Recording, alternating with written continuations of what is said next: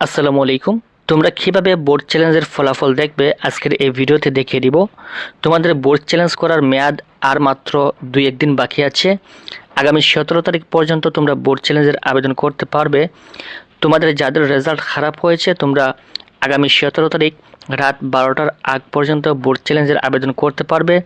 So অবশ্যই তোমরা 17 তারিখের পূর্বে বোর্ড চ্যালেঞ্জের আবেদন করে ফেলবে এবং তোমাদের বোর্ড চ্যালেঞ্জের সকল আপডেট সবার আগে পাওয়ার জন্য অবশ্যই আমাদের ফেসবুক পেজটি ফলো দিয়ে ইউটিউব চ্যানেলটি সাবস্ক্রাইব করে রাখবেন।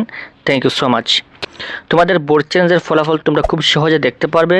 তোমরা পূর্বে যেই অ্যাপসের মাধ্যমে তোমরা রেজাল্ট দেখেছিলে সেই অ্যাপসের মাধ্যমে তোমরা তোমাদের বোর্ড চ্যালেঞ্জের ফলাফল খুব সহজে দেখতে পারবে। এখান থেকে তোমাদের মোবাইলের প্লে স্টোরে চলে আসবে। প্লে স্টোরে আসার পর এখান থেকে সার্চ বারে তোমরা সার্চ করবে এসএসসি রেজাল্ট লিখে।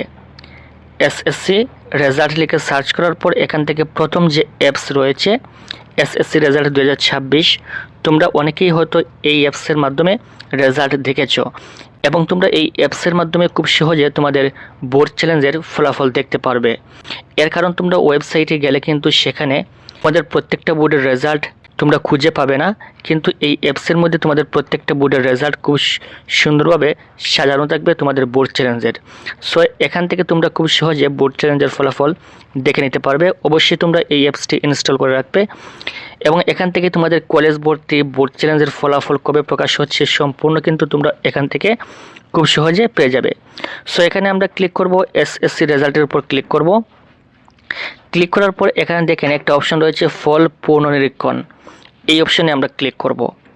ক্লিক করার পর এখান থেকে একটা অপশন দেখতে পাচ্ছেন পুনর্নিরীক্ষণের ফলাফল। আমরা এই অপশনে যদি ক্লিক করি, ক্লিক করার পর এখান থেকে প্রত্যেকটা বোর্ডের কিন্তু নাম লেখা রয়েছে।